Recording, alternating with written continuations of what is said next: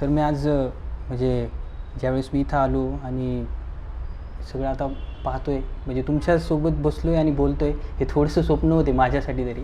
कारण की मी सर ज्यावेळेस मी पहिल्यांदा विचार केला होता की ह्या क्षेत्रात यायचं आणि हे शिक्षण घ्यायचं, तर त्यावेळेस काही जे आदर्श माझ्यासमोर होते, तर त्यातलं तुम्ही एक आदर्श म्हणून माझ्यासमोर होतात सर. तर त्यामुळं तुमच्यासोबत बोलणं, मी पहिल्यांदाच तसं समक्ष आपण पहिल्यांदाच मी भेटलो फोनवर आणि बोललोय बोललोय फक्त. तुम्हाला.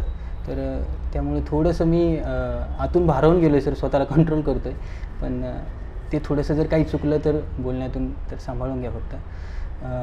दुसरी गोष्ट सर, आता जो माझा हा जो विषय आहे, ज्या विषयाच्या संदर्भात मी सध्या मुलाखती करतो आहे, तर ह्या विषयाच्या अनुषंगानं आम्ही एक नाव दिलं आहे या कार्यक्रमाला की आदर्शांच्या शोधात म्हणून. बरोबर. म्हणजे आपण जे आपल्या क्षेत्रातली जी आदर्श मंडळी होऊन गेली आहेत किंवा जी आज पण आहेत, तर त्याविषयी आम्ही एक संवादाचं सत्र चालू केलं आहे. तर त्यातून आज मी तुम्हाला भेटायला आलो आहे. तर मला आज तुमच्याकडून जाणून घ्यायचं आहे, कारण की सर तुमची मतं खूप महत्त्वाची आजच्या काळात. कारण की आज तुमचा जो प्रवास आहे आणि त्या प्रवासातून तुम्हाला जो अनुभव आला आहे, तर त्या अनुभवातून तुम्हाला ह्या प्रश्नांविषयी काय वाटतं जे आज आम्हाला पडत आहेत. तर त्यातला मी पहिला प्रश्न तुम्हाला मी विचार. सर आपल्या म्हणजे कला क्षेत्रात म्हणूया किंवा चित्रकला क्षेत्रात म्हणूया, आपण आदर्शांना किती महत्त्व देतो आहे किंवा आदर्श आज आपण मुलांसमोर ठेवतो आहे का, किंवा ते ठेवणं गरजेचं आहे का? तुम्हाला काय वाटतं ह्या सगळ्या संदर्भात? कसं आहे, कुठल्याही कलेच्या क्षेत्रामध्ये लहान मूल असतं त्यावेळेला त्याला मुळामध्ये काहीतरी निसर्गामधनं शिकायचं असतं.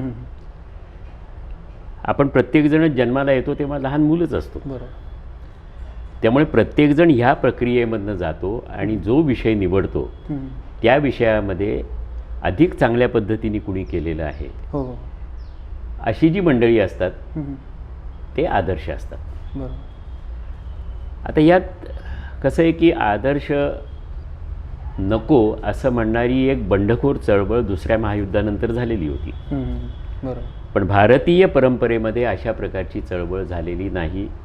आपल्याकडे गुरुकुल पद्धती होती पूर्वी, आणि नंतर ब्रिटिशांच्या आगमनानंतर शाळा, कलाशाळा, मुलींसाठी शाळा, अशा अनेक गोष्टी सुरू झाल्या. पण शेवटी शिकवणारे जे आहेत ते तिथे शिक्षक असायचे. त्यात साधी गोष्ट अशी आहे की ज्याला ज्ञान थोडं जास्ती, अनुभव जास्ती, त्याच्याकडनं शिकण्याची प्रक्रिया सुरू होते. आणि ही जी प्रक्रिया आहे, या प्रक्रियेमध्ये मला असं वाटतं की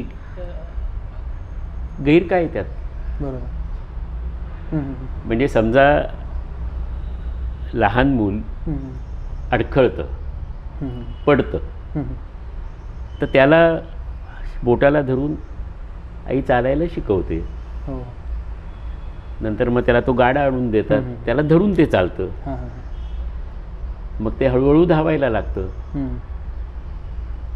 आणि एखाद्याला धावपटू व्हायचं असेल तर चांगलं धावण्यासाठी कशा पद्धतीने पावलं टाकली पाहिजेत, कशा पद्धतीने सुरुवात केली पाहिजे, कशा पद्धतीने वेग वाढवला पाहिजे, हे त्याला शिकावं लागतं. हेच कुठल्याही गोष्टीत आहे. म्हणजे जीवनाच्या सगळ्या अंगांमध्ये तुम्हाला जर काही चांगलं करायचं असेल तर तुमच्या डोळ्यासमोर काहीतरी ध्येय असावं लागतं, आणि त्या ध्येयासोबत तसं करणारं कुणीतरी आदर्श असावा लागतो. आणि तो आदर्श सर्वसाधारणपणे असतोच. कारण आपली भावना, आपलं मन जे आहे ना, ते आपल्यापेक्षा जे चांगलं आहे, आपल्यापेक्षा जे उच्च दर्जाचं आहे, त्याच्याकडे नतमस्तक होऊन बघण्याची आपल्याकडे बुद्धी आहे. मगाशी जे मी म्हणलो, युरोपमध्ये युद्धामुळे, विशेषतः पहिल्या महायुद्धानंतर एक प्रकारची चळवळ सुरू झाली. आणि ती चळवळ अशी होती की आजपर्यंत तुम्ही ह्या सगळ्या संस्कृती आणि जे काय इतिहास आहे, त्या इतिहासाचा गजर करत करत आम्हाला ज्या टोकावर आणून ठेवले, तिथून फक्त उद्ध्वस्त, विध्वंस आणि नाश हेच बघायला लागले. आणि म्हणून दादाइझमसारखी चळवळ सुरू झाली. पण ही एक टेम्पररी फेज होती असं म्हणता येईल. आणि हे कलेच्या बाबतीत ते म्हणून सांगतं. बरोबर. म्हणजे प्रत्यक्ष जीवनामध्ये फ्रेंच राज्यक्रांती झाली, अतिरेकानंतर फ्रेंच राज्यक्रांती झाली. रशियामध्ये स्थित्यंतर आलंच ना, कम्युनिझम आला झारशाहीच्या अत्याचारामुळे. बरोबर. आता कम्युनिझमचा अतिरेक झाल्यावर पेरेस्ट्रोइका गोर्बोचोवने आणला आणि त्यानंतर एक वेगळ्या प्रकारची सामाजिक घडी बसवली गेली. हे समाजाच्या बाबतीत आहे. कलेच्या बाबतीमध्ये मात्र चांगलं कौशल्यपूर्ण काम हा पहिला आदर्श असतो. बरोबर. म्हणजे आपल्याला जे काढावंसं वाटतं ते काढता येणं ही पहिली पायरी असते. बरोबर. तर आदर्श हे असलेच पाहिजेत. बरोबर. सर आता म्हणजे ज्या वेळेला आपल्यासमोर म्हणजे एक काळ असा येतो, म्हणजे जसं आता आपण शहरी आणि ग्रामीण असं जर आपण एक विभागणी केली तर ग्रामीण भागातली जी विद्यालय येतं ह्या विद्यालयांमध्ये काय होतं की ज्यावेळेस मुलाला एकतर ह्या फील्डमध्ये माहिती नसतं, तो अनोळखी असतो या फील्डशी, तर तो ज्या वेळेला एक महाविद्यालयात प्रवेश घेतो आणि समोरची जी परिस्थिती तो पाहतो तर त्या परिस्थितीलाच तो स्वीकारतो, कारण की त्याला माहीत नसतं हे बरोबर की चुकीचं. कारण की जे दिसतंय ते त्याला ॲक्सेप्ट करत राहावं लागतं सुरुवातीला. आणि ह्या काळात जर त्याच्यासमोर चुकीचे आदर्श किंवा आदर्श ठेवले नाही गेले समजा, तर त्याला काय वाटतं की समोर माझा जो शिक्षक दिसतोय त्या पद्धतीने मला काही करायचं आहे का, तसं काही व्हायचं आहे का. आणि तो शिक्षक नुकताच 1-2 वर्ष त्याच्या पुढे पासआउट झालेला असतो. तर ह्या परिस्थितीत हा प्रश्न मला पडतो की ह्या मुलांसमोर आदर्श म्हणून काय ठेवावं, किंवा हे शिक्षक ठेवतायत का आदर्श म्हणून काही. तर ह्या परिस्थितीविषयी तुम्हाला काय वाटतं, म्हणजे ग्रामीण भागातल्या खास करून विद्यालयांविषयी. एक गोष्ट मला अगदी प्रामाणिकपणे नमूद करायला पाहिजे की माझा जन्म पुण्यात झाला, शालेय शिक्षण पुण्यात झालं, पण नंतर मी जे स्कूल ऑफ आर्टमध्ये शिकवायला गेलो. ग्रामीण भागातल्या कला महाविद्यालयांशी माझा खूप जवळून संबंध आलेला नाही आहे. त्यामुळे मला सगळी वस्तुस्थिती माहिती आहे असं म्हणता येणार नाही. मी ज्या वेळेला सुरुवातीला नोकरीला लागलो तेव्हा औरंगाबादच्या कला महाविद्यालयात होतो, पण औरंगाबादही त्या काळात तसं मोठं शहर होतं. आणि अगदी ग्रामीण भागामध्ये ज्या कलाशाळा सुरू झालेल्या आहेत त्यांचे प्रश्न, त्या सुरू करण्यामागची भूमिका आणि त्यातून ते कसा मार्ग काढतात याच्याबद्दलची खऱ्या अर्थाने मला माहिती असं म्हणता येणार नाही. पण याची सुरुवात कशी झाली हे मी सांगू शकतो की अशा कलाशाळा निघाल्या कशा. 2 मार्च 1857ला मुंबईत जे स्कूल ऑफ आर्टची स्थापना झाली. तिथे हळूहळू सगळ्या भागामधनं विद्यार्थी यायला लागले. म्हणजे बॉम्बे प्रॉव्हिन्स पूर्वीचा जो होता तो कारवार ते कराची होता. म्हणजे त्याच्यामध्ये गुजरात होतं, कर्नाटक होतं, गोवा होतं, मध्य प्रदेश होतं, असा प्रचंड मोठा प्रदेश होता.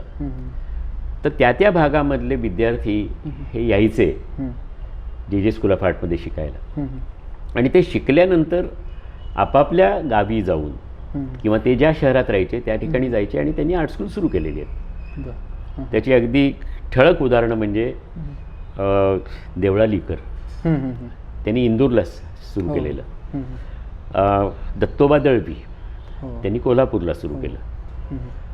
अशा पद्धतीने महाराष्ट्राच्या अनेक भागांमध्ये, म्हणजे हे महाराष्ट्राच्या पण त्या काळी बॉम्बे प्रॉव्हिन्सच्या, गुजरातमध्ये काही लोकांनी सुरू केली. नंतर मध्य प्रदेशामध्ये सुरू झालं आर्ट स्कूल. इंदोरचं मी सांगितलंच, पण जबलपूरलाही नंतर आर्ट स्कूल सुरू झालं. जेमध्ये शिकलेल्यांनी कोणी म्हैसूरला जाऊन सुरू केलं, कोणी कर्नाटकातलं म्हणजे हुबळी, धारवाड अशा ठिकाणी सुरू केली. बापूसाहेब आठवले म्हणून जेमध्ये शिकलेले साधारणपणे 1923-24च्या आसपास, त्यांनी नागपूरला जाऊन सुरू केलं.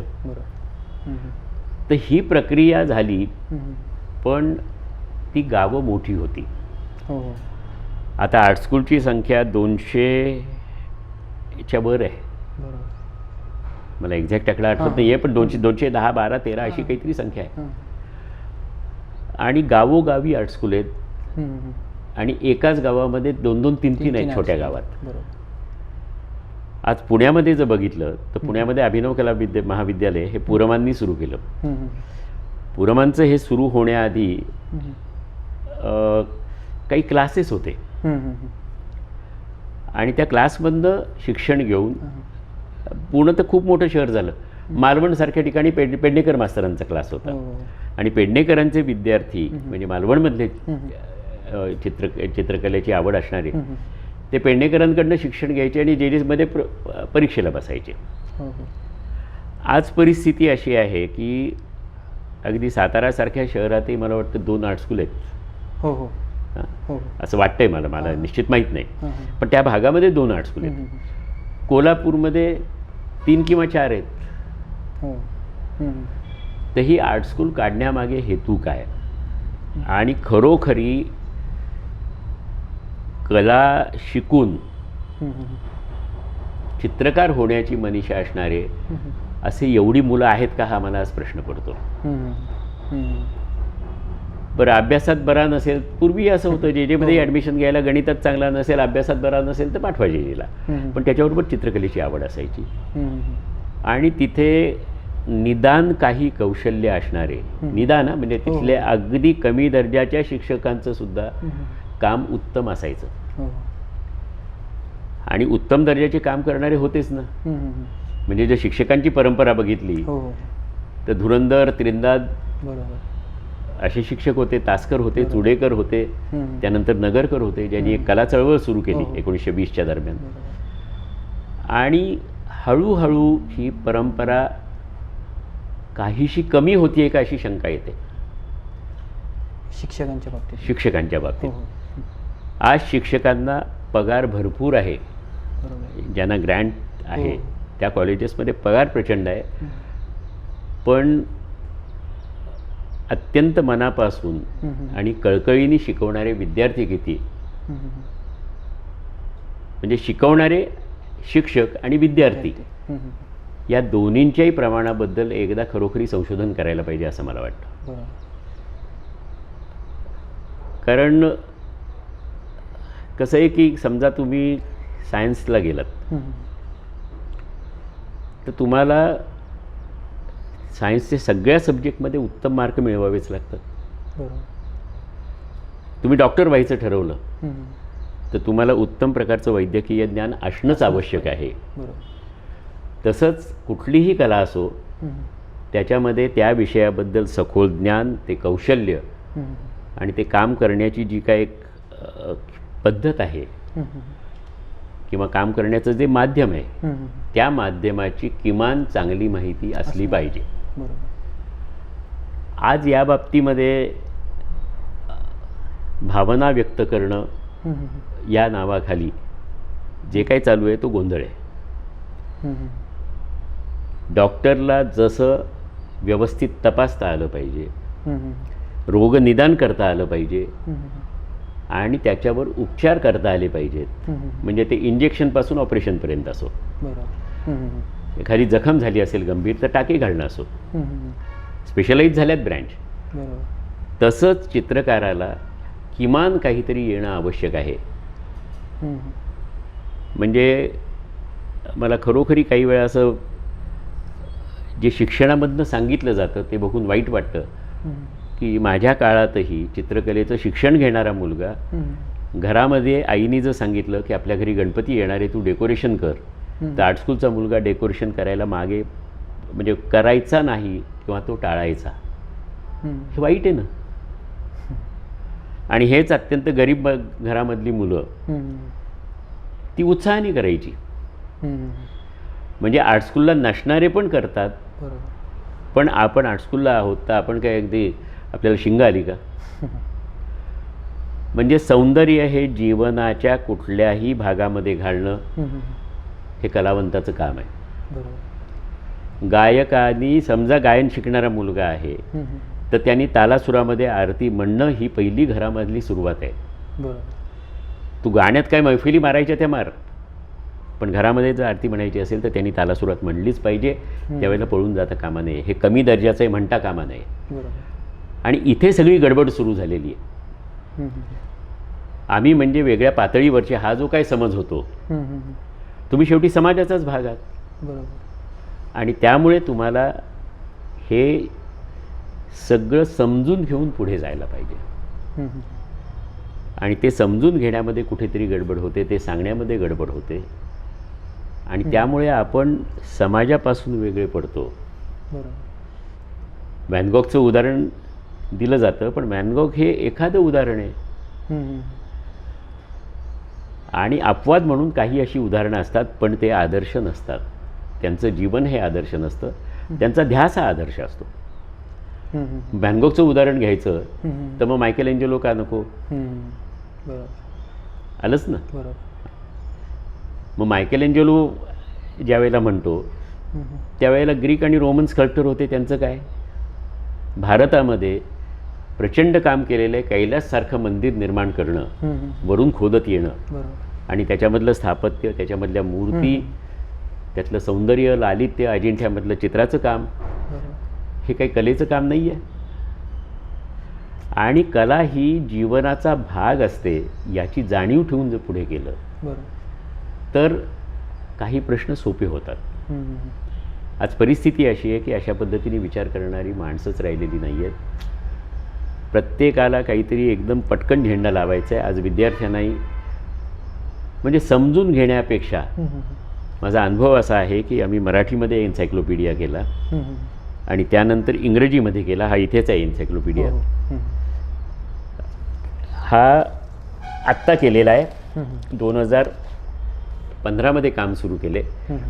आणि मराठीचा जो आहे तो इथे नाही आहे, पण 2006 हम्म. मध्ये सुरू केला आणि 2013मध्ये त्याचं काम संपलं. हम्म. 2013च्या मेमध्ये उद्घाटन झालं. माझा आग्रह होता हम्म. की कलेचे विद्यार्थी, कला शिक्षक, हम्म. कला महाविद्यालयामधले प्राध्यापक, हम्म. समीक्षक, हम्म. चित्रकार आणि शिल्पकार यांनीच लेखन करावं. दुर्दैवाने विद्यार्थी मिळालेच नाहीत, त्यांना इंटरेस्ट नाही. जे मधनंही विद्यार्थी मिळू शकला नाही. जे मधल्या शिक्षकांपैकी डॉक्टर मनीषा पाटील यांनीच त्यातल्या त्यात बऱ्यापैकी काम केलं. हम्म. बाकी अपवादात्मक एखाद दुसरं नोंद लिहिणारे आहेत, हम्म. पण अशा पद्धतीने आपण काही करावं, आपल्या पुढच्या पिढीसाठी काहीतरी इतिहास निर्माण करून ठेवावा, इतिहास नोंदवून ठेवावा, हम्म. ही भावना जर शिक्षकांमध्येच नाही आहे तर विद्यार्थ्यांमध्ये कुठेही नाही येणार. बरोबर. आणि याचं मुख्य कारण म्हणजे आज कला इतिहास विषय असला तरी गंभीरपणे कोण त्याचा अभ्यास करतो का? हम्म. आता फायनल इयरला तुम्हाला डिझर्टेशन लिहायला लागतं. बरोबर. डिझर्टेशन सिन्सिअरली केलं जात नाही असं माझं मत आहे. बरोबर. फार थोडं सिन्सिअरली केलं जातं, नाही तर इकडची तिकडची उचलेगिरी आहे. बरोबर. आणि त्याला नाव ठेवण्यात अर्थ नाही आहे. आज PhD ज्या मिळतात हो. ती PhD सगळी उचलेगिरीच असते. हम्म. आणि तीसुद्धा दुसऱ्याला पैसे देऊन करून घेणारे महाभाग आहेतच आणि डॉक्टर होत आहेत. म्हणजे वास्तव जे आहे त्या आदर्शांच्यापासून फार दूर जाते. बरोबर. आणि उपयोजित कलेचे, कमर्शियल आर्टचे जे लोक आहेत, चित्रकार असो काही असो, ते फक्त पैशाच्या मागे असतात. त्यांच्यापैकी कुणीही हम्म. 1-2 अपवाद सोडले हम्म. तर जी गाजलेली नावं आहेत त्याच्यापैकी कुणीही आम्ही लेखन करू हम्म. हे सांगितलेलं नाही आणि केलंच नाही आहे. ही दुर्दैवाची गोष्ट आहे. आणि गंभीर सुद्धा आहे फार. गंभीर आहे. आपण अत्यंत हिपोक्रेटिक लोक आहोत, दांभिक आहोत. आदर्शांच्या गप्पा मारतो. स्वतः आयुष्यात आणायचं म्हणलं की आपण लगेच दूर पळतो. शिवाजी जन्मावा दुसऱ्याच्या घरात, ही आपली मनोवृत्ती आहे भारतीयांची.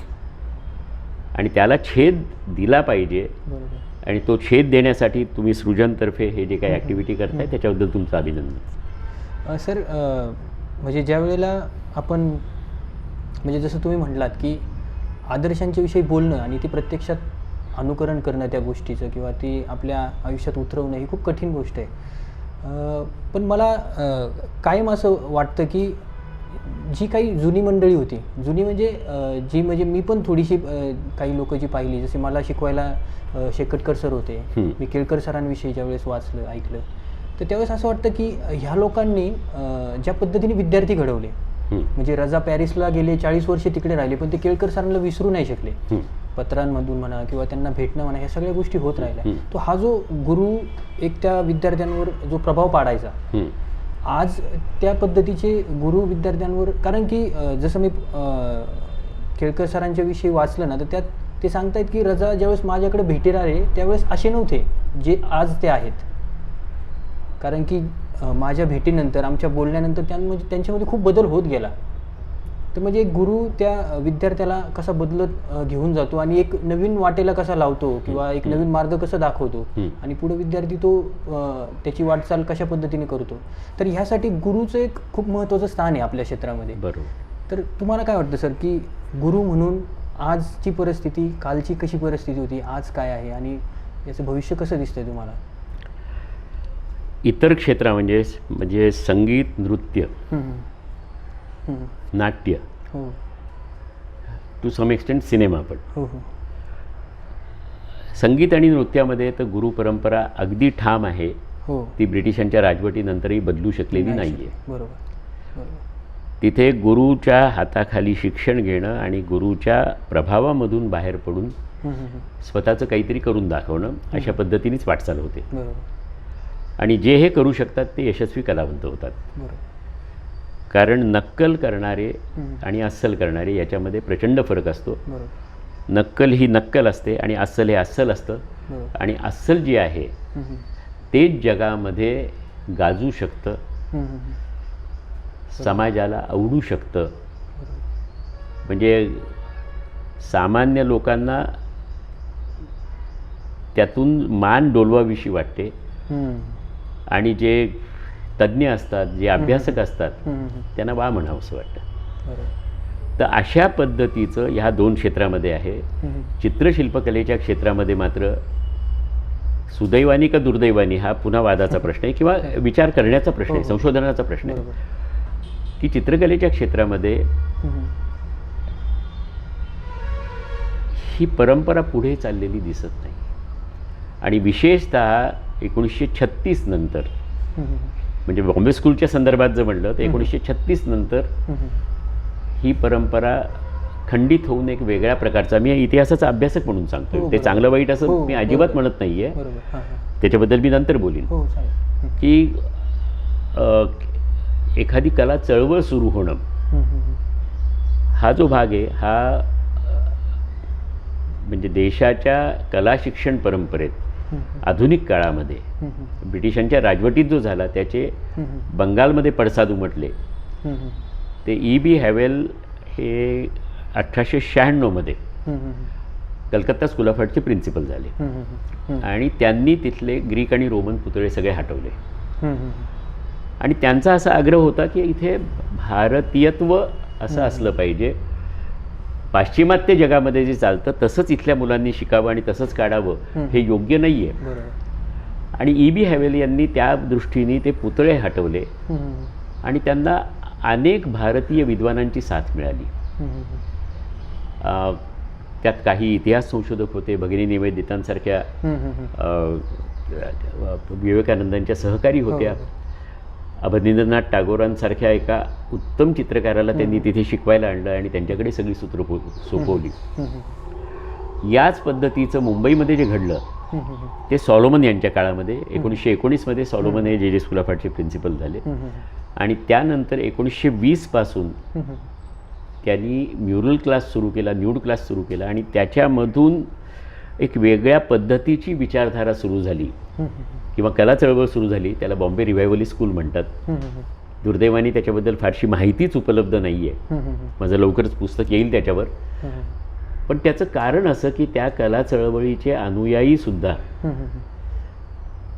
या कला चळवळीचा अभिमानाने उल्लेख करत नव्हते. त्यातले माझे शिक्षक होते, माझे आदर्श आहेत ते पळशीकर सर, शंकर पळशीकर. झालं काय की सॉलोमन असताना ही रिवायवलिस्ट स्कूलची चळवळ सुरू झाली. त्याचा जो प्रवास आहे तो सुरुवातीला त्याची जी एकूण सगळी रचना बघितली किंवा त्याच्यामधली चित्राची वैशिष्ट्य बघितली तर पाश्चिमात्य पद्धतीचं ॲनॉटॉमी आणि भारतीय पद्धतीची रेषा आणि वॉश टेक्निक अशा तिन्हीचा संगम त्याच्यामध्ये आहे. त्याची सुरुवात नगरकरांनी केली, G.H. नगरकर म्हणून. ते JJचेच विद्यार्थी. आणि मग सॉलोमननी त्यांना कंपोजिशन क्लासवर नेमलं. त्यानंतर आहिवासी म्हणजे नगरकरांचेच विद्यार्थी अहिवासींची सुरुवातीच्या काळातली चित्र जी आहेत ती नगरकरांच्या पद्धतीची आहेत. पण अहिवासी हे मूळचे नाथद्वाराचे आणि त्यांच्यावर मिनिएचरचे संस्कार होते. त्यामुळे त्यांनी मिनिएचरच्या अंगाने त्यांची चित्रपद्धती डेव्हलप केली. म्हणजे मिनिएचरमध्ये ज्या पद्धतीने नैसर्गिक रंग वापरतात किंवा आसन सिद्धी, साधन सिद्धी म्हणजे बसायची एक विशिष्ट पद्धत, सामान जे वापरायचं ते विशिष्ट प्रकारे तयार करणं, विशिष्ट प्रकारे वापरणं, असं अहिवासींनी सुरू केलं. आणि त्यासाठी एक इंडियन क्लास सॉलोमननी सुरू केला.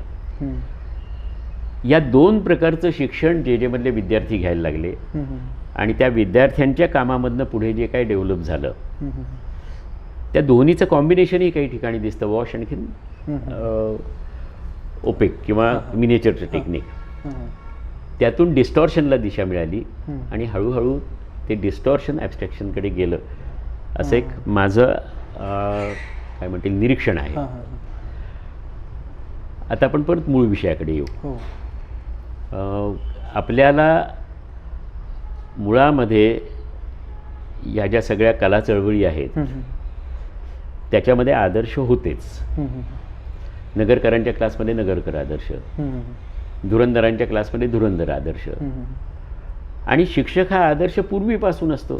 त्यात गैर काय? गैर नाही. बरोबर. जसं आता लहान मूल हे घरी वाढतं तेव्हा आईवडील किंवा आजी आजोबा यांचेच त्याच्यावर संस्कार होतात. बरोबर. किंवा पूर्वी एकत्र कुटुंब होतं तर मोठ्या कुटुंबाचे व्हायचे. तसंच शाळेमध्ये शिक्षकाचा संस्कार होतो. आजही माझ्या पिढीच्या बाबतीत म्हणलं तर आम्हाला प्राथमिक शाळेमधले शिक्षक, आमच्या माध्यमिक शाळेमधले शिक्षक हे आठवतात. बरं, त्यांची चेष्टाही करतो आपण, पण त्यांच्याबद्दल आत्मीयताही वाटते. मी जेला शिकायला गेलो, जे मला शिक्षक आठवतात. आता हल्लीच आमचे सोलापूरकर सर गेले किंवा कदम सर. म्हणजे काही शिक्षक त्यातले आहेत ना ते तुमच्या मनामध्ये असे खोलवर रुजलेले असतात. आणि अशी परंपरा आजही निश्चित असणार. असं म्हणता येणार नाही की सगळे शिक्षक युजलेस आहेत. त्यात अतिशय कळकळीने काम करणारे निश्चित असणार. फक्त ते प्रमाण कमी होतंय का? आणि नोकरीसाठी नोकरी हा एक प्रकार असतो. दुसरा, आपल्याला काही काम मिळाल्यानंतर किंवा काही जबाबदारी मिळाल्यानंतर ती प्रामाणिकपणे करणं हा दुसरा प्रकार असतो. आणि तिसरा प्रकार हा मी शिक्षक होणार आणि चांगलं शिकवणार, मी विद्यार्थी घडवणार हे ध्येय असणारे शिक्षक. आता परिस्थिती कदाचित अशी असण्याची शक्यता आहे की ज्या नेमणुका होतात त्याच वेळेला पैसे घेऊन भ्रष्टाचार होतो. अत्यंत दुर्दैवी परिस्थिती आहे आणि ही वस्तुस्थिती सिद्ध करणं अत्यंत कठीण आहे, पण ही वस्तुस्थिती आहे. मग त्यातून तो जो शिकवणारा माणूस जातो त्याच्या मनामध्ये काय भावना असेल, त्या तरुणाच्या मनामध्ये काय पद्धतीच्या भावना असतील याचाही विचार केला पाहिजे. मला आठवतं आहे की मी 1975 डिप्लोमा पास झालो, फर्स्ट क्लासमध्ये पास झालो आणि मला निरोप मिळाला की पळशीकर सरांनी भेटायला बोलवले. तर मी जेमध्ये गेलो तर पळशीकर सर सातोळेकर डायरेक्टर होते, पळशीकर सर डीन होते. पळशीकर सर तिकडे गेलेत असं कळलं आणि त्यांच्याच प्यूननी निरोप दिला. 3-4 ठिकाणी त्याने प्यूनला सांगितल्यावर त्यांनी 4-5 ठिकाणी सांगून ठेवलं, अरे तो दिसला तर जरा त्याला सांगा असं, किंवा मित्रमंडळींना सांगितलं. असा मला निरोप मिळाला. मी गेलो तर तिकडे डायरेक्टरच्या ऑफिसमध्ये मी गेलो आणि झोळी आणली होती ती जेतच ठेवली होती. गेलो, बाहेर पिऊन बसला होता, त्याला सांगितलं की पळशीकर सरांनी भेटायला बोलवले तर निरोप देणार का? तर तो म्हटलं दे लिहून चिठ्ठीवर. त्यांनी लिहून दिला, आज चिठ्ठी दिली, बोलवलं. सातवेळेकर सर डायरेक्टरच्या टेबलवर, म्हणजे तिथे मागे खुर्ची, इकडे पळशीकर सर बसलेले. मला म्हणले काय करणार आहात आता? म्हणलं काय अजून ठरवलं नाही, की स्कॉलरशिप वगैरे मिळवावी असं वाटतंय, पण ते परवडेल असं वाटत नाही. आपलं सोफाया कॉलेजच्या LB चव्हाणांनी सोफायामध्ये शिकवायला येशील का असं विचारले. तर म्हणले शहाण्यात, आपल्याकडे पोस्ट निघालेले आहेत, माहिती आहे का? आपली मान हलवली, नाही माहिती, अर्ज करा. कागद पेन आहे का? तर माझ्याकडे काहीच नव्हतं, झोळी तिकडे ठेवलेली. मग बेल मारली. महाजनी म्हणून होते त्यावेळेला, महाजनी नाही, त्यांचं नाव 1 मिनिट आठवतो, नाही ठीक आहे, सेक्रेटरी होते डायरेक्टरांचे, साधले नाव त्यांचं. त्यांना बोलवलं आणि म्हटलं हा आला आहे, याला अर्ज कसा लिहायचा ते सांगा, त्याच्याकडनं अर्ज लिहून घ्या आणि मग पाठवून द्या त्याला. त्याप्रमाणे अर्ज घेतला आणि मी गेलो. मग इंटरव्ह्यूचा कॉल आला. मी फेलोशिप होतो, म्हणजे फेलो म्हणून शिकवत होतो तेव्हा. इंटरव्ह्यूचा कॉल आला, इंटरव्ह्यू झाले आणि निवड झाली. त्या दिवशी मी पळशीकर सरांना भेटायला गेलो, पेढे घेऊन गेलो. योगायोगाने त्याच दिवशी ते निवृत्त झाले होते आणि ते एक प्रकारचं थोडे भावनाशील होते. विद्यार्थी असतानापासून जे मध्ये शिक्षक, नंतर डीन, खूप धावपळ होती त्यांची आणि ते थोडे नर्वस होते. म्हणले काय आहे? तर मी म्हटलं सर मला पत्र आले. म्हणले बसा. मग ते बसले आणि अचानक उभे राहिले. तर मी उठून उभा राहिलो. अभिनंदन म्हणले. असं डोळे रोखून ते असे बोलायचे, डोळ्यात डोळे घालून, अभिनंदन. आणि एक लक्षात ठेवा, never make the use of the institution, be a shield for the institution. म्हणजे संस्थेचा वापर करू नका, संस्थेचे आधारस्तंभ व्हा. मी आजपर्यंत ते पाळलेलं आहे, प्रामाणिकपणे पाळतोय. माझ्या शिक्षक म्हणून आयुष्याला पळशीकर सरांच्या एका वाक्याने दिशा दिलेली आहे. जेजेचा इतिहास असो, जेजेमधला संग्रह सांभाळणं असो, किंवा जेजेच्या नावलौकिकात भर घालणाऱ्या अनेक गोष्टी मी केलेल्या आहेत. त्याच्या मागे हे एक वाक्य होतं. आणि माझ्या व्हिजिटिंग कार्डवर पण मी कधीही प्राध्यापक किंवा प्रोफेसर हे छापलेलं नाही आहे. माझं नाव फक्त सुहास बोरकर असतं. तर हे दिशा देणं जे आहे, असे शिक्षक मिळणं हे भाग्यात लागतं आणि अनेकांना हे मिळालेले आहेत. उद्याही मिळतील. काही शिक्षक असे असतील की त्यांच्यामुळे आजही तरुण विद्यार्थ्यांना प्रेरणा मिळत असेल. काही प्रत्यक्ष शिकवणारे नसतात, काही सहवासात आलेले असतात, काहींना शैक्षणिक काळात मिळत नाही, शिक्षण संपल्यानंतर मिळते. आणि असे आदर्श आपोआप आपल्या समोर येतात. पण आपण त्यांना ओळखणं आणि त्यांच्याकडनं ते जे म्हणतात ते समजून घेणं, यासाठी आपलंही मन उत्सुक असलं पाहिजे. तर याच्यामध्ये शिक्षकांपेक्षा विद्यार्थ्यांचा दोष जास्ती आहे असं माझं मत आहे. आणि एकूण दर्जा उंचावला आहे, खालावला आहे याच्याबद्दल, कारण कामं चांगली करतायत ना आज. तरुण मुलंही चांगली कामं करतायत. आणि आमच्या काळात फक्त लायब्ररीमधली पुस्तकं हा आधार होता. आज तर तुम्हाला एका बटनाला स्पर्श केला की जगामधलं सगळं उपलब्ध आहे. तेव्हा आदर्श प्रत्यक्ष नसले तरी आदर्श हे निश्चित आपल्याला मिळू शकतात. फक्त ती इच्छा हवी, ती प्रामाणिक इच्छा हवी, त्याच्यासाठी प्रयत्न हवे, त्याच्यासाठी तळमळ हवी आणि आपल्याला काहीतरी करायचं ही भावना हवी. मुख्य आपण काहीतरी करून दाखवायचं आहे, आपल्याला काहीतरी करायचं आहे आणि आपण ते करणार आहोत हा विश्वास हवा. आणि त्याच्यासाठी प्रचंड कष्ट घेतल्याशिवाय ते साध्य होत नाही.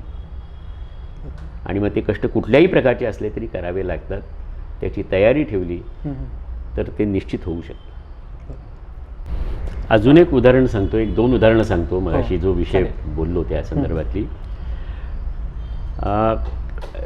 3rd इयरला असताना 1973 मध्ये देवस्करांचं प्रात्यक्षिक बघून आम्हाला त्यांच्याकडे शिकायला जावं असं वाटलं. देवस्करांकडे पहिल्या दिवशी जो धडा शिकलो तो हा होता की वेळेवर पोचलं नाही तर हाकलून दिलं गेलं. तो धडा होता आम्हाला त्यांनी सांगितलं होतं 3 वाजता या. त्यांचा पत्ता शोधत मी आणि श्रीकांत जाधव गेलो. तो पत्ता शोधताना आम्हाला वेळ लागला आणि 3:02 झाली होती. देवस्कर आले, तेच घड्याळ घेऊन आले. घड्याळ दाखवलं, भडव्या वाजले किती, चालता हो आणि उद्या बरोबर 3 वाजता ये. शिकलो ना आम्ही की वेळ पाळली पाहिजे. आता हे शिक्षणच आहे. बरोबर. किंवा हळदणकर, गजानन हळदणकर यायचे जेजेमध्ये, हम्म. किंवा गुर्जर यायचे, हम्म, हम्म, VS गुर्जर. हां, हां. मोठे चित्रकार हे हो. खूप अप्रतिम काम करायचे. मी शिक्षक असताना त्यांना डेमॉन्स्ट्रेशनला बोलवायचो. हम्म, हम्म, हळदणकर किंवा गुर्जर हम्म. इतके साधे, इतके साधे, हम्म, किंवा आलमेलकर हम्म, डेमॉन्स्ट्रेशनला बोलवायचो. आता माझ्यासारखा तरुण शिक्षक तिथला बोलवतोय, हम्म, त्यांनी कधीही नकार दिला नाही. हम्म, त्यांना किरकोळ पैसे मिळायचे, हम्म, पण ते यायचे आणि विद्यार्थ्यांना दाखवायचे. विद्यार्थी किती शिकले मला माहीत नाही, पण मी भरपूर शिकलो त्याच्यामधनं. बरोबर. हळदणकर आणि गुर्जरांकडनं अत्यंत साधेपणा, कुठलेही नखरे न करणं. हम्म, आणि संभाजी कदम म्हणून आमचे शिक्षक होते. हम्म. विद्यार्थ्यांबद्दलची कळकळ, म्हणजे कदम सर शिकवायला लागले की बोलत राहत, बोलत राहत, बोलत राहत. आणि म्हणजे विद्यार्थी असतानाही ते अनुभवलं, हम्म, शिक्षक असतानाही तेच, आणि शिक्षण संपल्यानंतरसुद्धा मी शिक्षक झालो त्याही वेळेला तेच होतं. आणि कदम सरांनी रिटायरमेंट घेतली हम्म, आणि मीही रिटायरमेंट घेतली, तरीही तेच होतं. आज मला जी काही लेखनाची गोडी लागली आहे, हम्म, आम्ही जे लेखन करतो हम्म, किंवा काही बोलतो, काही विचार करतो, त्याच्यावर कदम सरांचा भरपूर प्रभाव आहे.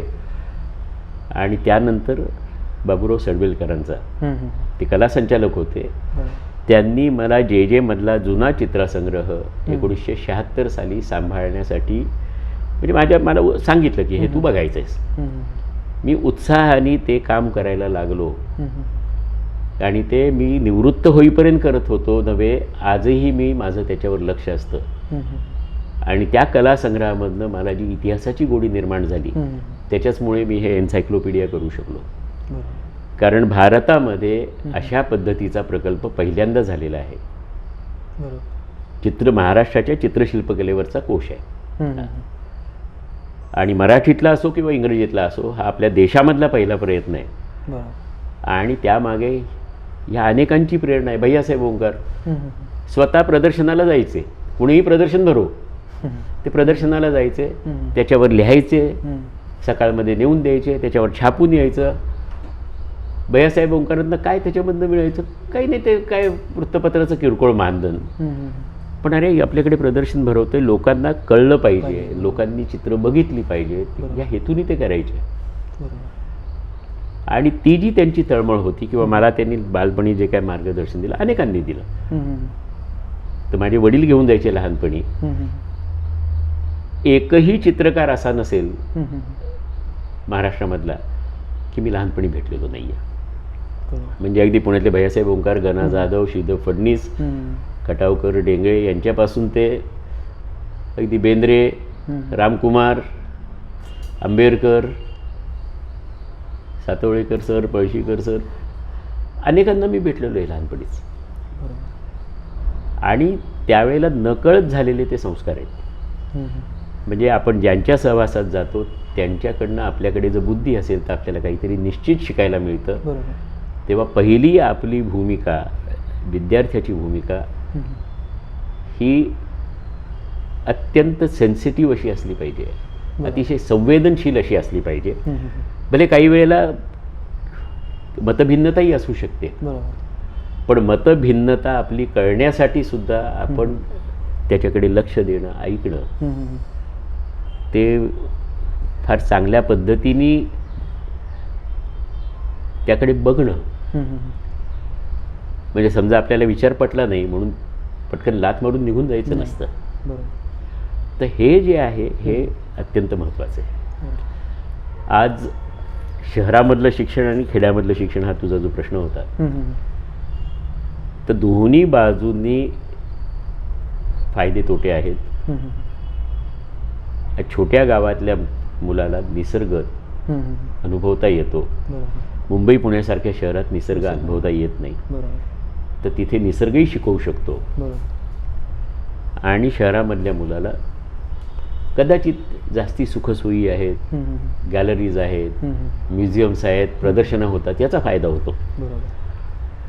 पण आज जर बघितलं हम्म, तर मुंबईमधला मुलगा जे काम करतो हम्म, त्याच दर्जाचं काम हम्म, हे सांगलीसारख्या ठिकाणी किंवा नाशिकसारख्या ठिकाणी होताना आपल्याला दिसतं. बरोबर. ही वस्तुस्थिती आहे. हो. आणि असे अनेक जण आहेत, त्यामुळे मी नाव कुणाचंच घेत नाही, पण अनेक जण आहेत. बरोबर. प्रत्येकाला काही ना काही नावं आठवतील बरोबर. या विषयाची माहिती असल्यावर. बरोबर. आणि त्यांच्याकडून आहे ना आपोआपच म्हणजे हा असा ध्यास घेतलेला असतो म्हणून होतं. आणि आता इंटरनेटच्या माध्यमामुळे जे काही उपलब्ध झालं आहे त्याच्यामधनं शिकण्याच्या खूप संधी आहेत, एवढं लक्षात घेतलं पाहिजे. जसं तुम्ही आत्ता सर बोललात ना, म्हणजे मला कायम का वाटतं, कारण की माझं एक निरीक्षण सर असं आहे की ज्या पण वेळेला आपण, जसं आता नगरमध्ये मी खास करून उदाहरण देईन की केळकर सरांच्या अगोदर त्यावेळेस सुद्धा शाळांमधून खास करून चित्रकला शिकवली जायची असायचे. पण ज्यावेळेस केळकर सरांनी ज्यावेळेस त्यांची नगरमध्ये नियुक्ती झाली, ते आधी शाळेवर होते, नंतर त्यांनी क्लासेस चालू केले आणि नंतर कॉलेज चालू केलं. तर एक माणूस ज्यावेळेस एक भूमिका घेतो की मला इथे कलेविषयी एक वातावरण, पोषक वातावरण काहीतरी तयार करायचं आहे, इथल्या विद्यार्थ्यांना मला काहीतरी देत राहायचं आहे, तर ह्या भूमिकेतून पिढी घडली जाते. बरोबर. तर आणि ती पिढी नकळत इतर खूप साऱ्या पिढ्या घडवते. कारण एक शिक्षक जर 10 विद्यार्थी तयार करतो, तो 10 विद्यार्थी ते खूप सारे विद्यार्थी अजून तयार करतात. तर ही जी साखळी आहे, जशी रवींद्रनाथ टागोरांनी बंगाल स्कूलच्या तिथे केली, तशी जसं केळकर सरांचं इतकं मोठं काम, टागोरांशी मी तुलना वगैरे करत नाही, पण त्यासारखं त्या पद्धतीचं एक तिथं ज्यावेळेस झालं की एक पिढी आणि दुसरी पिढी तयार झाली. तर अशा पद्धतीची पिढी परत तयार होणं, त्यासाठी जो एक प्रमुख माणूस लागतो, की केळकर सरांनी एक भूमिका घेतली आणि अशा पद्धतीचं काम झालं. किंवा इतर शहरांमध्ये सुद्धा एक माणसांनी अशा भूमिका घेतल्या आणि चालू झाली. तर तसं परत का होत नाही, हा मला एक म्हणजे मनात एक राहतं की असं का होत नाही परत. थोडं आपण तू रबा केळकरांचं, नानांचं उदाहरण दिलंस, तशी एक अजून 2-3 उदाहरणं सांगतो. पण जे मध्ये शिकायची संधी मिळालेली आहे, नाशिकचे वागो कुलकर्णी केळकरांच्या आसपासचेच असणार ते. हां, त्याच्या आधी म्हणजे आधीच्या पिढीमधले मी सांगतो. दत्तोबा दळवी मगाशी म्हणलं तसं, ते 1911-12च्या दरम्यान जेचे विद्यार्थी होते. त्यानंतर वागो कुलकर्णी नाशिकचे, बापूसाहेब आठवले नागपूरचे, नंतर गोसावी, राशी गोसावी, हे जन्मशताब्दी वर्ष आहे त्यांचं, कोल्हापूरचे. तर असे अनेक ठिकाणी आपल्याला दिसतात. म्हणजे ही परंपरा साधारणपणे म्हणजे 1910 नंतर किंवा त्याच्या आधीही असणार. म्हणजे गिरफिसच्या काळामध्ये काही विद्यार्थी जे होते ते शिक्षक झाले, चित्रकला शिक्षक, शाळांमध्ये चित्रकला शिक्षक झाले.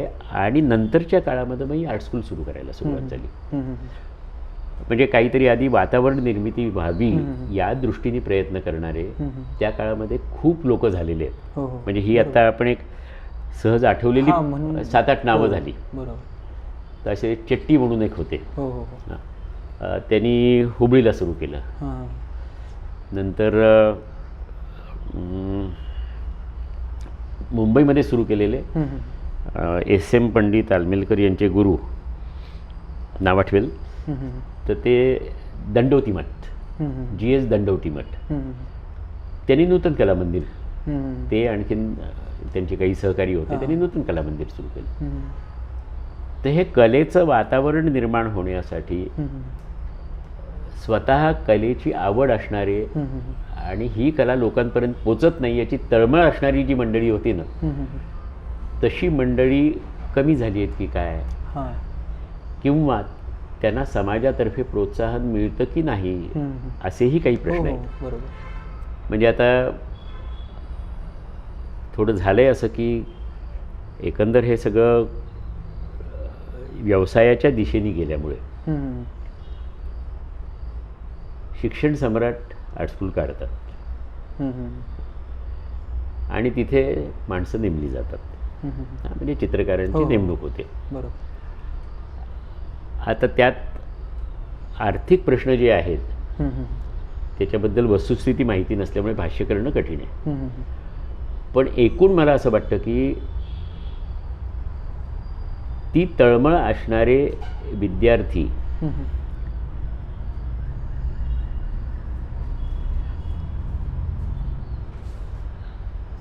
निर्माण होण्यासाठी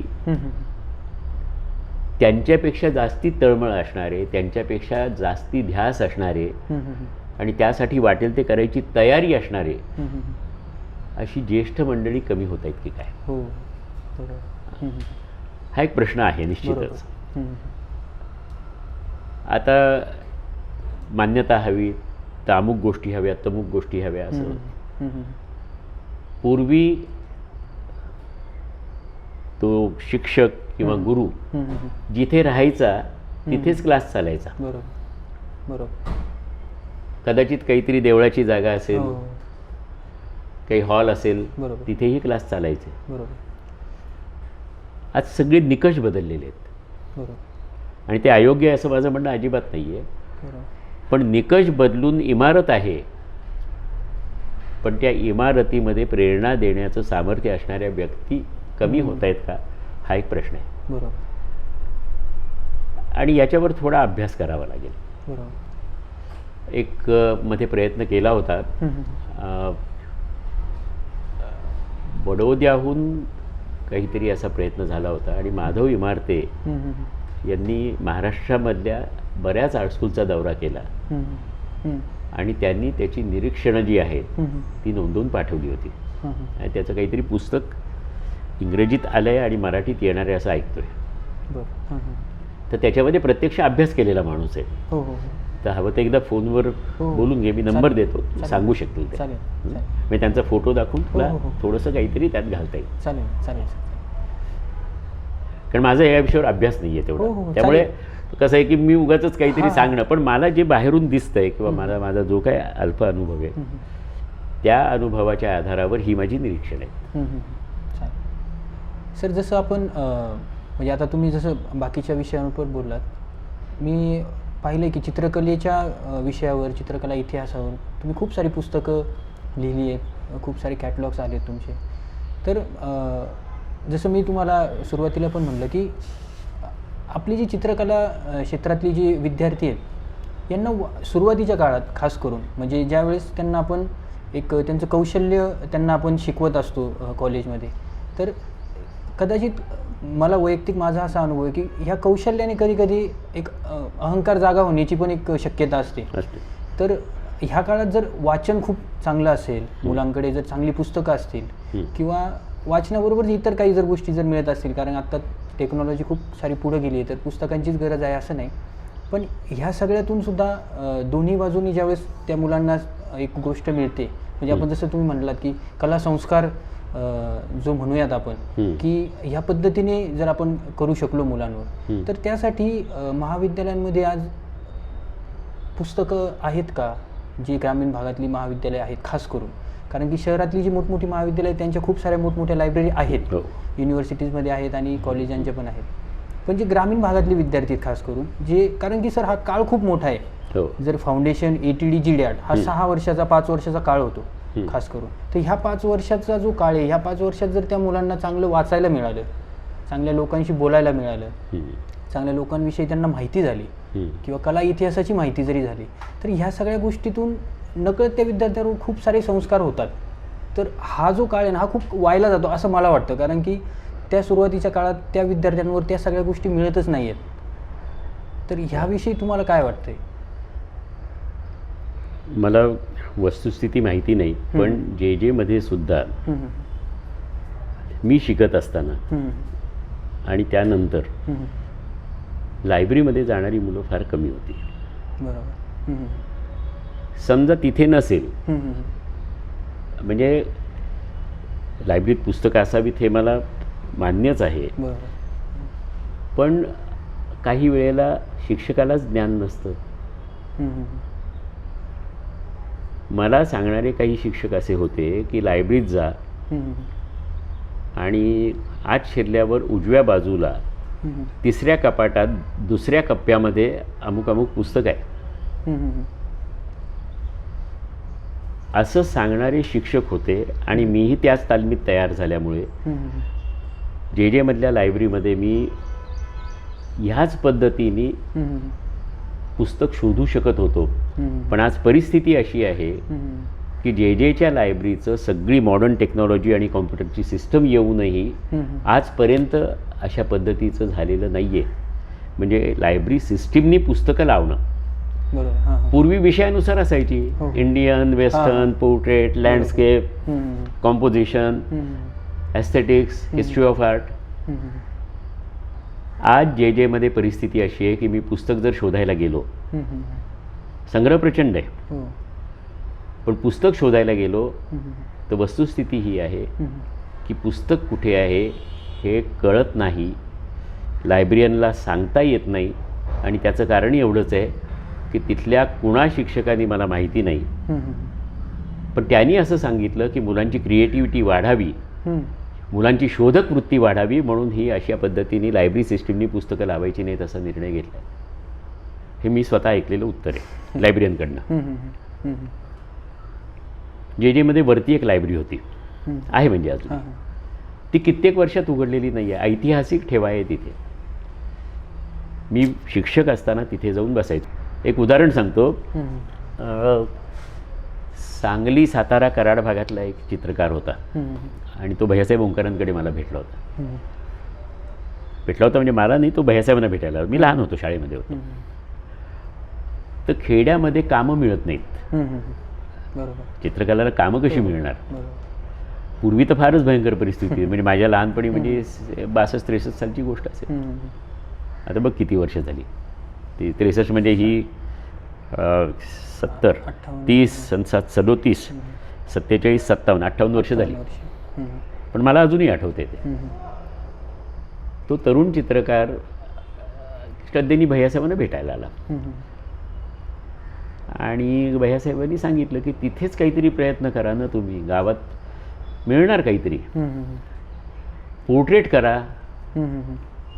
तर म्हटली पोर्ट्रेटची कामं मिळणार किती, जिवंतपणी फोटो काढून घेत नाहीत लोक.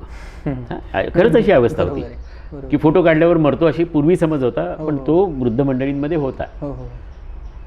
मग प्रेताचा फोटो काढतात चेहऱ्याचा आणि डोळे उघडून द्या सांगतात. तर भैयासाहेब पटकन त्याला बोलून गेले की शेती किती आहे अजून, म्हणजे सगळे शेतकरीच की. तर ते म्हणले की बैलाची पोर्ट्रेट करा, गाईची, बैलाची. शेतकऱ्याला, गवळ्याला आपली जनावरं खूप प्रेम असतं आणि त्यांनी बैलांची पोर्ट्रेट सुरू केली आणि तो ती दाखवायला आला होता. त्याचा संसार उत्तम चाललाय म्हणून सांगत होता. एंटरप्रेन्योरशिप ही आहे. म्हणजे आपल्याला शोधावं लागेल. प्रत्येकजण शहराकडे धावलं तर कसं होणार? पूर्वी साईनबोर्ड करायचे, आता ते फ्लेक्समुळे सगळं गेलं, पण पूर्वी साईनबोर्ड करायचे, छत्रीवर नाव घालून द्यायचे. मग चित्रकार ही पण कामं करायचे, पोर्ट्रेट पण करायचे. ही वस्तुस्थिती होती. देऊसकरांनी फर्निचरची डिझाईन करून दिलेली आहे. त्यांचं पत्र आहे विश्रब्द शारदामध्ये की फर्निचरची डिझाईन करून दिली आहे. तर रकरू फडके धारचे, लोकमान्य टिळकांचं चौपाटीवरचा पुतळा केलेले. तर त्यांना पत्र लिहिलेलं आहे देऊसकरांनी की मी फर्निचरची डिझाईन धारच्या महाराजांना करून दिलेत. ते तयार झालं की नाही माहिती नाही, पण माझे पैसे अद्याप मिळालेले नाहीत. तेव्हा शब्द टाका. कोणाला समजा जर का भिंतीवर चित्र काढून दिलं, वेगळं काहीतरी तुम्ही करून दिलत ना, तर तुमचं चरितार्थाचं साधन होतं. पण त्याच्याबरोबर एक गोष्ट मनामध्ये जागी पाहिजे की मला स्वतःला चित्रकार म्हणून काहीतरी करायचं आहे, मला काहीतरी करून दाखवायचं आहे, मला स्वतःला काहीतरी शोधायचं आहे. म्हणजे एका बाजूला जगणं असतं आणि दुसऱ्या बाजूला आपला स्वतःचा शोध असतो. हे दोन्ही सांभाळत पुढे जावं लागतं. प्रत्येकाला नोकरी लागेल असं अजिबात नसतं. त्यामुळे ह्या सगळ्याची सांगड घालत तुम्ही आता तसंच करत असणार सगळे, मला कल्पना आहे. नक्कीच. कारण चित्रकलेवर काही जगणं शक्य नाही. सर, ह्या म्हणजे आज जे विद्यार्थी कला महाविद्यालयात शिक्षण घेत आहेत, ह्या विद्यार्थ्यांना तुम्ही कला इतिहास शिकणं, त्यानंतर सौंदर्यशास्त्र शिकणं, त्यानंतर पुस्तकांच्या विषयी किंवा म्हणजे फक्त आपण मला असं वाटतं सर कायम की आपण कौशल्याकडे खूप बारकाईने लक्ष देतो ना, तसंच आपण त्या कौशल्याचा वापर करून अभिव्यक्त होण्यासाठी त्या कौशल्याचा कसा वापर करता येईल ह्या सगळ्याविषयी जर तुम्ही त्या विद्यार्थ्यांना काही सांगू पाहत असाल तर काय सांगाल तुम्ही आज?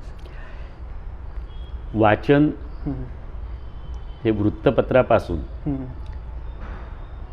ते ललित पुस्तकं, कविता, कथा, मासिकं, गंभीर वाङ्मय, चरित्र, संशोधनपर ग्रंथ, सगळ्या प्रकारचं वाचन असणं आवश्यक आहे. माणूस तरच बहुश्रुत होतो.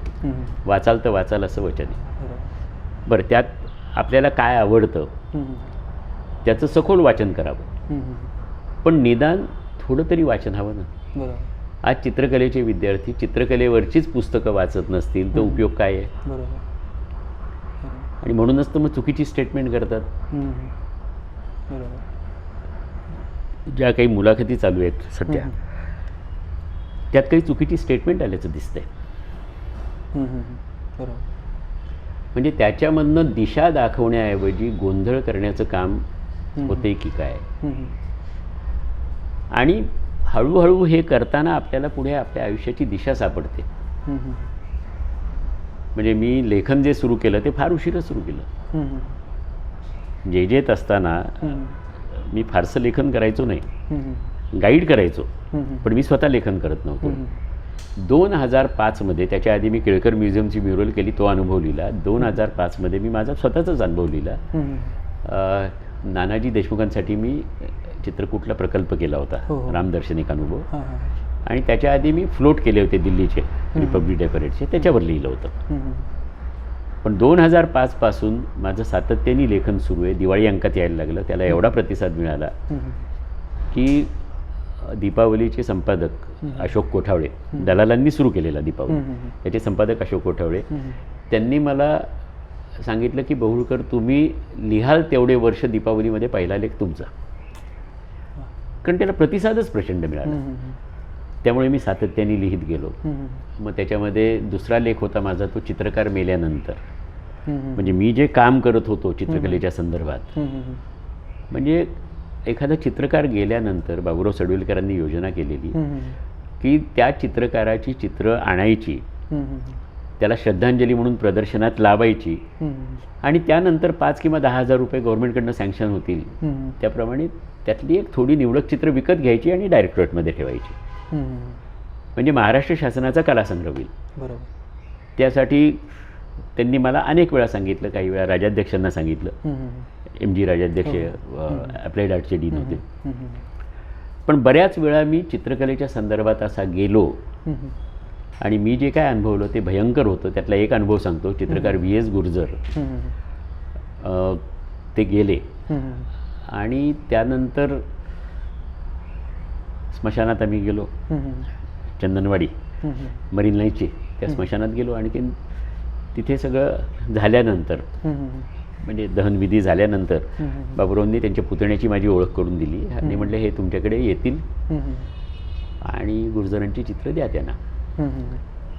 तर मग 13व्यानंतर त्यांनी पत्ता दिला होता, मी तिकडे पोचलो. तो घरी नव्हता, मी थांबलो तिथे. तो आला आणि मला गुर्जरांचा स्टुडिओ माहीत होता. ब्लावटस्की लॉज, नूतन कला मंदिर एका बाजूला, म्हणजे जिना चढल्यावर डाव्या बाजूला नूतन कला मंदिर, समोर गुर्जरांचा स्टुडिओ. छोटीशी खोली होती. तर म्हटलं स्टुडिओत जाऊ आपण, तिथली चित्र घेऊन येऊ, तिथली निवडू. तो म्हटलं स्टुडिओ गेला. म्हटलं मग चित्र गेली. म्हटलं कुठे गेली? तो म्हटला मला अचानक स्टुडिओ खाली करायला सांगितला, सगळी चित्र मला कबाड्याला द्यावी लागली. अरे बापरे. मी हैराण झालो. त्याला म्हटलं कुठल्या कबाड्याला दिलीस, कुठला होता तो? तर त्यांनी सांगितलं की ताडदेवच्या चौकामधला, म्हणजे रद्दीवाला. त्याला टॅक्सीत घातला आणि मी ताडदेवला गेलो. ऑपेरा हाऊसला होतो, तिथून ताडदेवला जवळच आहे तसं. तो काहीतरी मोड घेत होता, पितळी तांब्याची वगैरे. तर त्यांनी काय आधी लक्ष दिलं नाही, रुको म्हणला. त्या बाजूला उभे राहिलो. ते सगळं संपल्यावर मी म्हणलं इन्होंने कुछ दिन पहले आपको कुछ बहुत सारे कागज़ दिए थे, उसमें चित्र थे. कुछ रंग थे, बहुत सारा सामान था, अच्छे अच्छे चित्र थे, हाथ से निकाले हुए वगैरे. त्याने ऐकून घेतलं. म्हटलं हां. म्हटलं वो कहाँ है? तर म्हटलं उसका कभी का पल्प बना होगा. ही वस्तुस्थिती. M.R. अचरेकरांची चित्र केवळ 10,000 रुपयामध्ये एका चित्र संग्रह नाही, चित्रकलेवर धंदा करणाऱ्या डीलरला देण्यात आली. आणि त्यांनी सांगितलं की सर 10,000 में पूरा माल उठा लिया. त्याच्यासाठी तो माल होता. आणि चित्रकाराच्या मृत्यूनंतर कुटुंबासाठी खरंच प्रश्न असतो तो. बरोबर. तो लेख माझा त्याच्यावर होता आणि त्याचं पुस्तक माझ्याकडनं करायचं राहिलं आहे. चित्रकार मेल्यानंतर हे पुस्तक करण्यासंदर्भात लगेचच 3 प्रकाशकांनी मला विचारलं. पहिल्या प्रकाशकांना राजहंस प्रकाशनला मी मान्यता दिली होती, पण ते माझ्याकडनं राहिले. तर असेही अनुभव असतात. मग मी ह्या विषयावर लिहिलं. मग आमची कलात्मक दिवाळखोरी म्हणून वाईच्या मेणवलीच्या वाड्यामध्ये नाना फडणीसांच्या कुणीतरी मोटरसायकलवरनं मुलगा आणि मुलगी गेले होते. 5 गणी महाबळेश्वरला गेले असतील. येताना वाईला आले, वाडा बघायला आले. तर वॉचमननी चावी दिली. तिथे जो राहणारा होता शेतकरी, त्यांनी चावी दिली. हे गेले आणि त्याच्या आधीच मी वाईमध्ये राहत होतो, त्यामुळे विश्वकोशाच्या कामासाठी. तर मी तिथे गेलो होतो वाड्यामध्ये. मी त्या वाड्यात राहिलेलोही आहे. फडणीस म्हणून होते त्यांच्याबरोबर, म्हणजे आत्ताचे आहेत ते. तर मीही तिथे राहून काम केलं होतं आणि नुकताच जाऊन आलो होतो. अशोक फडणीस त्यांचं नाव, मला आता पहिलं नाव आठवत नाही आहे. तर अशोकराव पुण्याला गेलेत सांगितलं, म्हणून मग मी परत आलो. केव्हा येणार आहेत? तर म्हणजे 2 दिवसांनी येणार आहेत. माझा मुक्काम होता. मी 2 दिवसांनी गेलो. म्हणजे एकदा चित्राच्या खोलीकडे जाऊन येतो. म्हटलं घ्या चावी. ते खाली काय काम करत होते त्यांचं करत बसले. मी उघडलं तर समोर गोपींसह शृंगार करणारं कृष्णाचं चित्र, त्याच्यावर बदाम काढून बाण मारून त्याच्यावर कोरलेलं होतं चावीने. मी घाबरून खाली आलो आणि म्हणलं हे काय? त्यांनी मग चावी देणं बंद केलं. पण त्या प्रसंगाचा जो धक्का बसला त्याच्यामधनं माझा लेख तयार झाला, आमची कलात्मक दिवाळखोरी, आणि अनेक उदाहरणं त्यात झाली. मग चिमुलकर नावाचे एक चित्रकार होते, व्हॅन गॉगचंच, आणि त्यांचं आयुष्य पॅरलल. ते बघितल्यावर त्यांची चित्र मला माहितीच होती, जेजेचा संग्रह सांभाळायचो, आणि त्यांच्या आयुष्याबद्दल रापणमध्ये लिहिलं आहे. मग मी अधिक शोध घेतला आणि एक लेख लिहिला. तो एक वेगळा विषय झाला. असे वेगवेगळे विषय सुचत गेले आणि माझं लेखन होत गेलं. आणि त्यातून माझी आता किती 8-9 पुस्तकं झाली आहेत. म्हणजे काही कॉफी टेबल बुक आहेत. बॉम्बे आर्ट सोसायटीचा इतिहास आहे मराठी इंग्रजीमध्ये, तो पूर्वार्ध आहे. उत्तरार्ध व्हायचा आहे, पार्ट 1 झाला आहे, पार्ट 2 व्हायचा आहे. मराठी कोर्स झाला, इंग्रजी कोर्स झाला. देऊस्कर करमरकरांचं चरित्र झाली. चिमुलकरांच्या चरित्राची सगळी तयारी पूर्ण आहे, पण काहीतरी त्याला मदत हवी आहे फोटोग्राफी वगैरेसाठी, कारण गोव्यात वगैरे जाऊन ती करायची आहे. आणि 8 चक्रा मी माझ्या खर्चाने मारल्या, पण मला सगळ्या चित्रांची फोटो मिळालेले नाही आहेत. तर शेवटचा प्रयत्न करून बघणार आहे, कारण ती चित्र फार महत्त्वाची आहेत. त्यानंतर बॉम्बे रिवायवली स्कूल, तो एक विषय मला खुणावत होता. त्याच्याबद्दल कुठेही काही फारसं आलेलं नाही आहे. मला एशियाटिक सोसायटीची फेलोशिप मी पहिल्यांदाच अर्ज केला आणि ती मिळाली. तो पूर्ण झाला आहे, त्याचं पुस्तक येतं आहे. आणि 2014मध्ये 2020मध्ये जेजेमध्ये जे म्युरल केलं कला देव्या पुनर्प्रतिष्ठा, रिक्राउनिंग ऑफ इंडिया असं त्याचं टायटल आहे. सॉलोमननी ते विद्यार्थ्यांकडनं करून घेतलं. त्या म्युरलला 100 वर्ष 2014 डिसेंबर 2020ला होणार होती. तर ते पुस्तक आणि नगरकर, चिमुलकर, आलमेलकर असं पुस्तक मी त्या दिवशी प्रकाशित करायचं ठरलं होतं. कोरोनामुळे ते झालेलं नाही आहे, पण या 14 डिसेंबरला मी ते करणार आहे. इतकं सारं सर तुम्ही म्हणजे आज तुम्ही इतकं सारं लिखाण केलं आहे, आणि मग त्यामुळंच मला हा प्रश्न पडतो की तुमच्याकडून ज्यावेळेस तुम्ही विद्यार्थ्यांना, तुमच्या तोंडून ज्यावेळेस येईल की वाचनाचं महत्त्व आणि ह्या सगळ्याच गोष्टींचं ज्यावेळेस तुम्ही विद्यार्थ्यांना सांगताल, तर मला असं वाटतं काहीतरी परिणाम त्यांच्यावरही होईल. नाही, पण त्यासोबत चित्र काढणंही सुरू ठेवलं पाहिजे. हो, चित्र आणि मी माझं आजही काम काही प्रमाणात सुरू असतं, थोडं कमी आहे. म्हणजे मी मराठी कोश केला त्यावेळेला काही कौटुंबिक अडचणीमुळे 2006 मी एक्झिबिशन केलं होतं. काही कौटुंबिक अडचणी आणि माझं मराठी कोशाचं काम, यामुळे 9 वर्ष मी प्रदर्शन केलेलं नव्हतं. 9 वर्षाच्या गॅपनंतर 2015 केलं. आता 6 वर्ष त्याला झाली, प्रदर्शन नाही करू शकलेलो, पण माझं काम सुरू आहे. बरोबर. काही व्यावसायिक आलं तर करतो आणि स्वतःसाठी काहीतरी थोडंफार तरी करत राहतो, कारण एकदा सवय तुटली तर परत आपल्याला काम करता येत नाही, ही वस्तुस्थिती आहे.